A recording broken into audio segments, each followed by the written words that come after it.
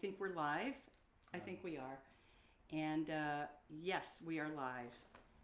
We're going to start up in about 5 minutes. So feel free to comment, and which is why I have my glasses on so I can see comments. And we'll start up right at 5 o'clock. So we're just going to keep this going because then I don't have to reach forward and press the button. And that's it. We'll talk a little bit about what we do. We'll play some. And we'll visit with you for 30 to 45 minutes. We'll see kind of how time goes and how our dog behaves, who's sitting right at our feet right now. We tried to tire him out. We took a nice 5-mile hike today. But he's sort of over-calibrated as a watchdog, so you might hear him barking at anybody that comes by the house. Right. Okay, good. If anybody is watching this, if you could let me know how the sound is and if you can hear fine, that would be great. Sweta, if you know, if you can tell us how it sounds, that's great. Okay, good. Maybe I'll tune right now, I think. That's great. Good. There he is. Get it out of your system. Okay, here, sit down over here. He's our rhythm section. Okay, that's good. All right. Anyway, okay. It's live. Good. So I guess we'll talk a little bit about what we do and play a little bit of what we do, and we're sorry that our friend and co-founder Stu Brotman is not here today. He's our bass, cello, and myriad other instruments player.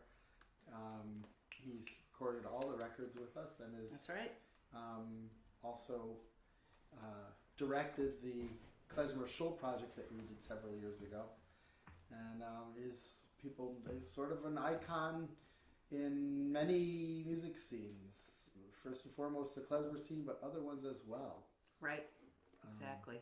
Yeah, he's was the first bass player in the rock and roll group Canned Heat, and was one of the founders of Kaleidoscope, I think, or at least he was a sound. He was one of the and I think he played cymbalum actually on some of their. As well as a lot of other instruments. Right. Yeah, he's the cymbalum player on the movie The Postman Rings Twice. The remake, I think, right? No, not the original. The original. Wow, I learn something new every day, right in my own house. That's great. So we'll start up right at 5, and we'll introduce each other again. And I'm very warm, so I think I'm going to take this off. If that's okay. I think I'm okay. Take it off. Whew. It's warm in the house, I think. Yeah. Plus I'm 62, so that's a bad combination. We're in California, but it's actually not hot like it would be back east. Right. I think it's around 70 degrees out there. Yeah, it's not really that hot, but our house gets really hot. Our house gets warm. It's very sunny. Yeah. We're very lucky that we could. Oh, you think that'll fall? I'm not. I think it's okay. We are lucky that we can play music together and live together. Actually, we met on a gig, right? I think in Albuquerque, New Mexico, brought together by our really good friend Stuart Lipkowitz and Danny Packer, who brought us. We didn't get much playing done that week, though. That's enough. That's a different. That's a different live stream. I want to tell them about it. No, that's a different live stream. But anyway. They hired us to teach at a workshop, and that's kind of how that was in 2002. So we started working together very soon after that, I think. And the rest is kind of, here we are, 18 years later. Still playing, still happy. And that's it. Yeah. So anyway, I know it's coming right up on 5 o'clock, at which point we will introduce ourselves again. And it looks like the dogs settled down Hard a bit. to tell how many people are out there. So you can see here, we've got right now about a dozen folks. Okay. Okay. Well, he's commenting. Okay. That's a guy, by the way, just so you know what he's barking at. No. That's a jogger across the street Okay. So like You're I said, hoping he's over. yeah. He's over caliber. So you might hear some of his punctuation during our playing. He feels that anybody that's in the vicinity is a potential intruder or visitor. We don't know. Okay. Low. Well, I'm going to introduce us. We are 2/3 of the Klezmer group, Veretski Pass, and our group was founded in 2002. The end of 2002. We made our first recording in 2003. Our bass player Stuart Brotman, not living with us, can't be here with us right now. And we are so happy that the Alliance for California Traditional Arts has been our supporter in most of our projects, actually. And we feel, in our house, we call them ACTA. And they've been incredible supporters. So we're really happy that they reached out to us and asked if we wanted to do a quick hello on their live site. And so because a lot of the music we deal with, most of it is traditional music. Even the compositions that we do, we compose in traditional styles, I should say. And so we've been very well supported by them, and they're really important to even some of the organizations we work with, like Klez California. So this is Joshua Horowitz. He plays this funny thing here. And I'm Cookie Segelstein, and I play the violin. And we're, as I said, 2/3 of Veretski Pass, and we're married. So I think what we'll do first is we will play a little tune. We'll tell you a little bit about it, and I'm going to let Josh talk to you, those of you who don't know the kind of music we play, which is called klezmer music. It's East European Jewish wedding music, really. And I'm going to let him talk to you a little bit about the history of that. But first we're going to play a tune. Shall we do the A minor thing? Okay. Play a little tune, and then we'll talk a little bit. Here we go.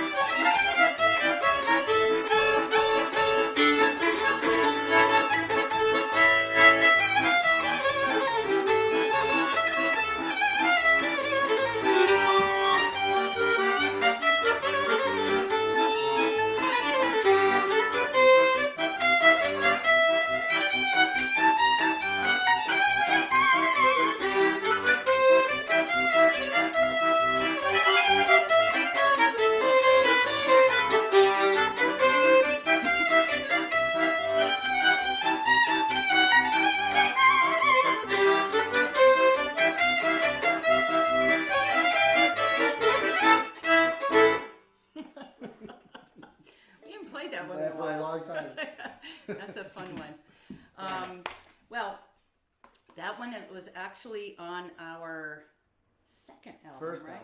album. No, First second album. one, Traffic. Oh, okay. That's on Traffic. Whatever. Yeah, that was on our second album. I think that we recorded in 2007. And it's a mishmash, which is a lot of our music. I'm giving you our secrets right now.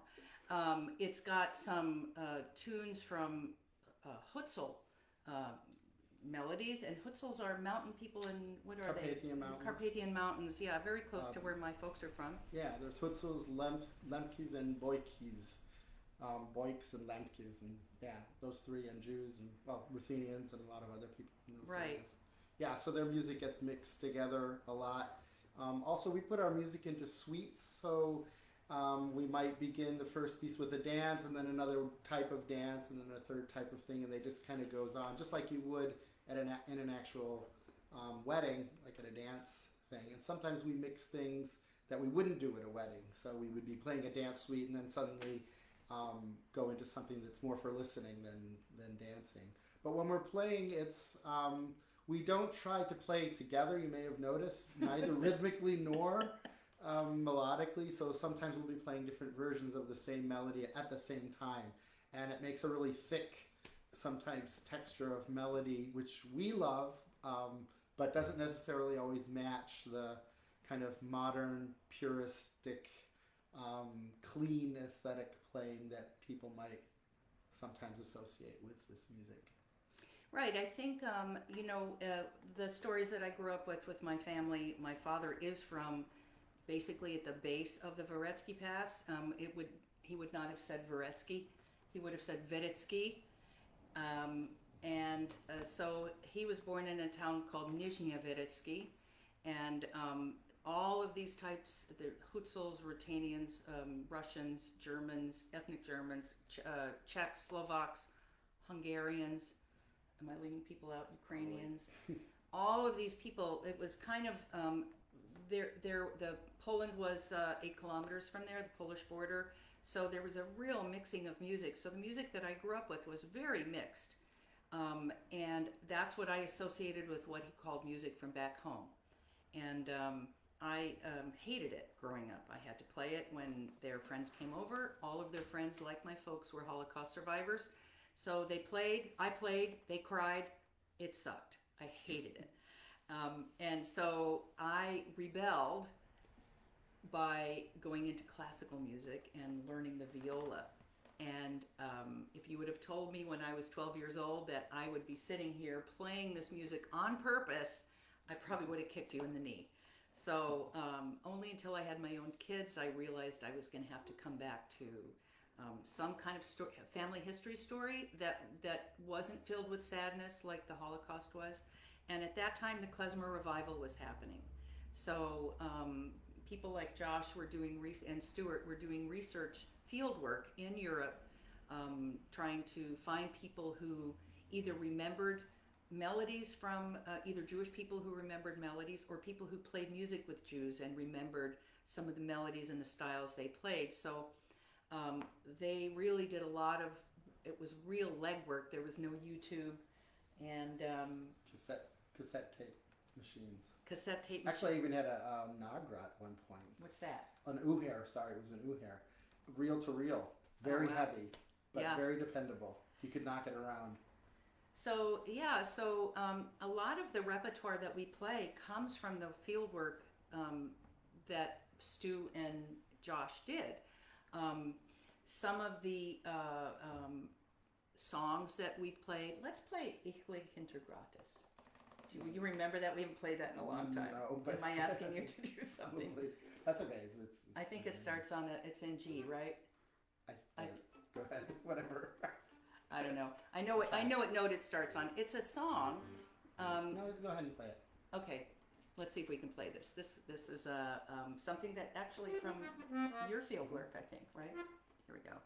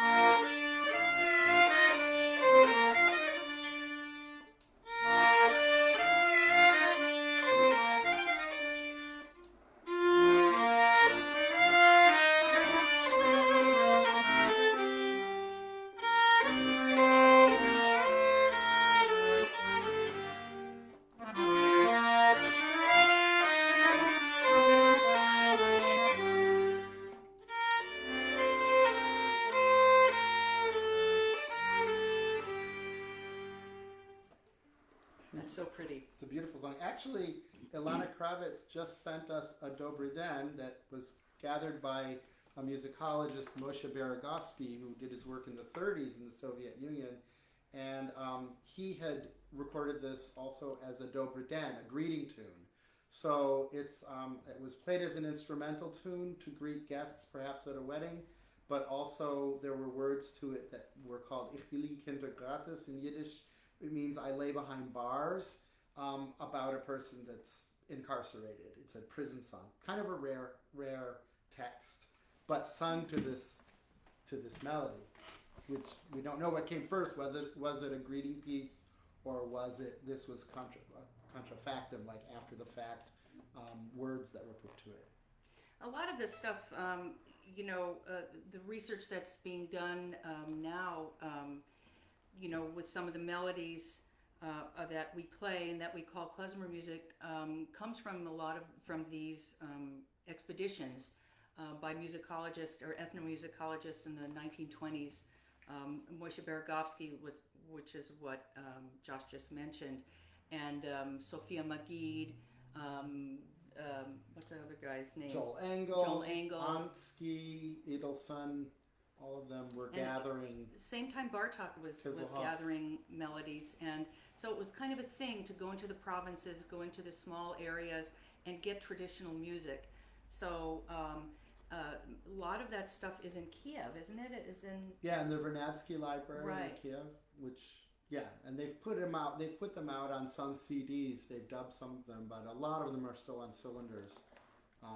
And we have transcriptions of them, or we've transcribed ourselves. Many of them, field recordings. Yeah, you want to play the? Well, let's do that Veretski, the Mechanovetsky thing. Oh, okay. This is a very cool one. I think that wasn't Mechanovetsky. He was the informant. He was a musician and probably professional musician because he was a professional musician. He was a professional musician. He was a cellist and violinist. Right. This guy. So some of the tunes that we have, especially the more sophisticated tunes in Veretski's collection, are from him. He played both klezmer music and classical music, so he was very well educated, but and also a wonderful performer. You can tell by the pieces that he played. But so this is one of those. I think. By the way, if you have questions, you can put them in the comments, and we'll try to answer them as we go, basically. So let's do that one. Sure. I like that one. Okay, here we go.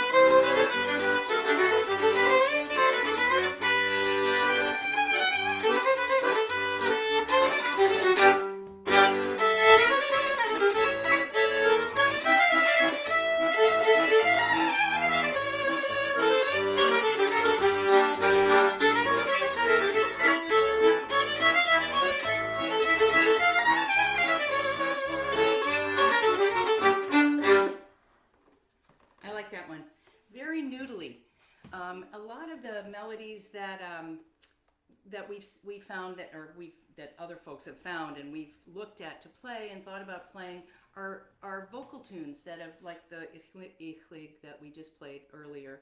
And the vocal range is pretty small. It's like what a singer would do, what maybe a singer at home would do. That's why I like these type of tunes, because they're obviously written or adapted by an instrumentalist, somebody who likes to noodle around on the yeah. Let's play that Hora thing. Oh, okay. Because so one of the types of pieces that have become really popular in klezmer music nowadays are joks and horas. They're usually in 3/8 time, so they have a kind of a. They're not waltzes. If you put the second beat in there, it sounds strange. If you go 1, 2, 3, 1, 2, 3, it sounds weird. But you just go 1, 2, 3, 1, 2, 3. It's got a little hook in it,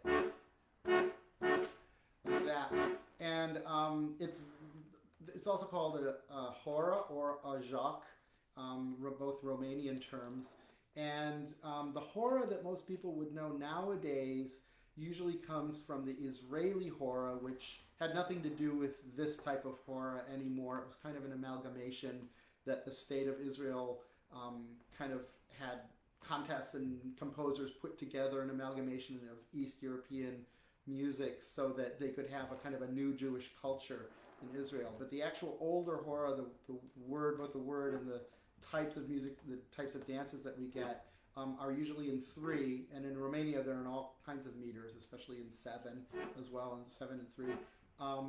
But we don't know actually how many Jews actually dance the hora. We do have a lot of horas that were recorded, and we know that Jews like to play them, and they became part of the klezmer repertoire, and they still are today.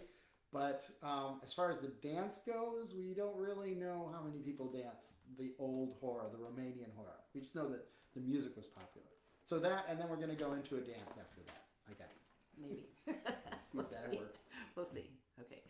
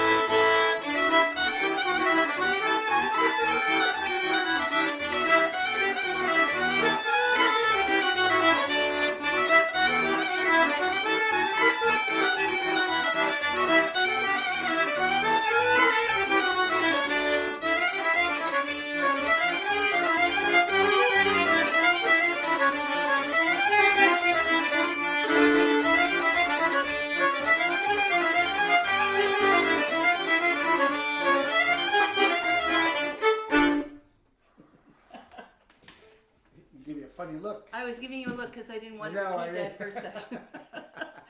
He can read my mind, really. Well, you made some eyebrows. I You made you eyebrows. I you did the eyebrows. I did the eyebrow Tell me thing. not to repeat. Don't repeat the first section. Yeah, she kind of You knows. looked scared though. I did. No, You I wasn't looked scared. like, oh no. No, because I was looking at the dog and I thought come he was on, gonna. That's an excuse. You were scared. He wants me to be scared. He hates it when I'm so confident. No, don't bring our marriage into the live. Anyway, that was actually something that it was mostly your arrangement. I think I chipped in a little bit on that one. You did. I don't remember. There's so many sections to those.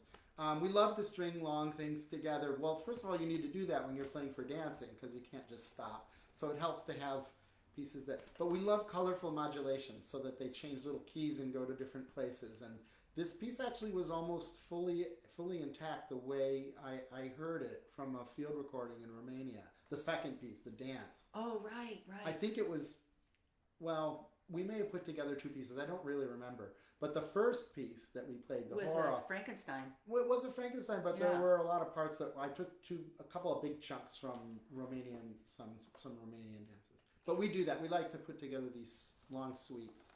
It's actually traditional. I mean, musicians put things together all the time. I think I said in one of the concerts about the fiddler in my father's town of Veretski, who would play, you know, when he played for weddings, if somebody walked by that had a certain physical characteristic, like that was very large, he might play something kind of to, in a secret way, make fun of that person. So the other musicians kind of knew, you know, maybe he would play, like in our time, we might play an elephant song or something, but he would do that. He also, if he was playing for a wealthy wedding, he might write a special song for that bride or for that family. But most likely, he used that special song when somebody else would commission him in another town because no internet, no phone. You know, he could be he could say, "Yes, I composed this for you," you know, to somebody 2 towns away. But I think. What else? What else? Do you want to say anything else important and academic-y? Not well. Sure. No. I was gonna say that a lot of times we have incidences of the Klezmer and the plural of the Klezmer musicians playing practical jokes on each other, and one is of this bass player that was from Dubasari, Moldova, and he was the bass player who couldn't stand just playing the bass function. He loved to play the melody. We do know that happened, and that to play a joke on his clarinet player, who was the primash, the main, the leader of the group, he put an onion in his clarinet because the clarinet player hated onions and actually never played again with him. Yeah, I mean, I don't know. We haven't That's done as that. musicological as I'm going to get today. Okay, I think what we'll do is we'll play one more set. Sure. And this comes from our Polish album. And actually, let's see, we still have, we'll do one more set. I think we can go up to about 15 more minutes. Should we do 2 things? If we have time. So, you know what? Let's do the Ose Shalom, and then we'll do. Okay. So we're gonna play a tune that comes from Musikalisch. What's it called? Musikalische Pinkes. It's a collection of Hasidic music, Jewish kind of religious music that comes from secular music, and this melody itself was most likely from Poland. It was from Poland, I think. Yeah, it was put together by a cantor who put this book together. Bernstein, his name was. Very early, I think in Late 1800s. Well, no, it was in the 20s, maybe 1920s? earlier than the 20s. Yeah, but in Europe, and he called this a Hasidic niggin, a wordless song, but it really sounds like it's a Polish melody. I think it's just a Polish folk tune. Right, and So it's a we major- in one of our I think our third album, I think it was our third one. We have 5. Our last 2 actually we did under with our good friend Joel Rubin, clarinet player. Matter of fact, if you go to veretskipass.com and you can buy any of these records. That's how you can support us. And also, you can support ACTA. We would love it if you Yes. would donate to ACTA. Support Veretski Pass, support ACTA, but don't support Spotify and Pandora. We get to say that. We hate them. They've taken all our royalties. It's over for us in that way. But we do still make CDs.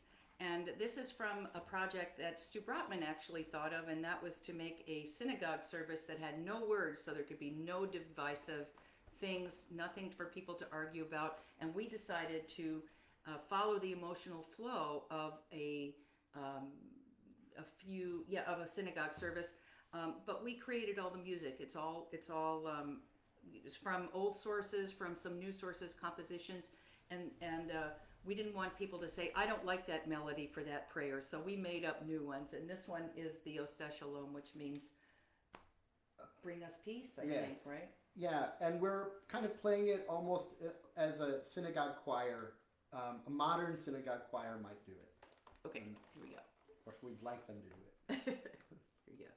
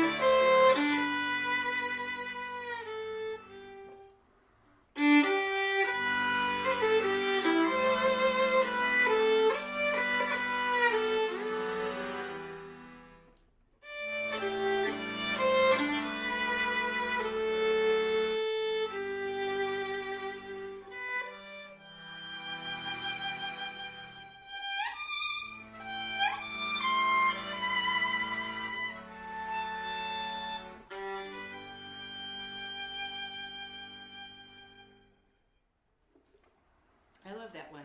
Yep. All right, we'll do a quick ending. I think we'll actually just do the little Stanislav Bulgar at the end of usually the Horowitz set down. Just from there. That's where my parents are from. Oh yeah. Stanislav, which is now Ivano-Frankivsk. That's one of the reasons why we chose the song. It's another song that sounds almost like a Cajun song. Yeah, or Nova Scotia tune, I think, actually. Right. Anyway, thanks again for ACTA for inviting us to do this. Thanks to our friends and acquaintances who came to listen to us. And if you have any questions, go to veretskipass.com. I don't know whether I allowed comments on this. I don't remember. I'm a little bit of a... comments Not Yeah. set. It says Oh, I not didn't set. set it. Oh well. Anyway, I guess I am a geezer. Wait, maybe you should set it now. I don't know. It says Can not I? set. So Comment moderation right, not see that? set. What does that mean? I Only. don't know. Oh. I don't know what that means. Slow. Only your May- followers will be able to leave comments. Go But ahead. wait, protected comments will found you for must have followed you restricted discussion. Slow. I don't know what that means. Okay. All right, we can run. I don't know. I just pressed a button. We'll see what don't happens. know how this works. Anyway, thanks again Yes, for Active for thank inviting us. you. We'll just end with a little. It's a share. It's a dance. Okay. And VeretskiPass.com or cookie at VeretskiPass.com. Give us a holler. Here we go.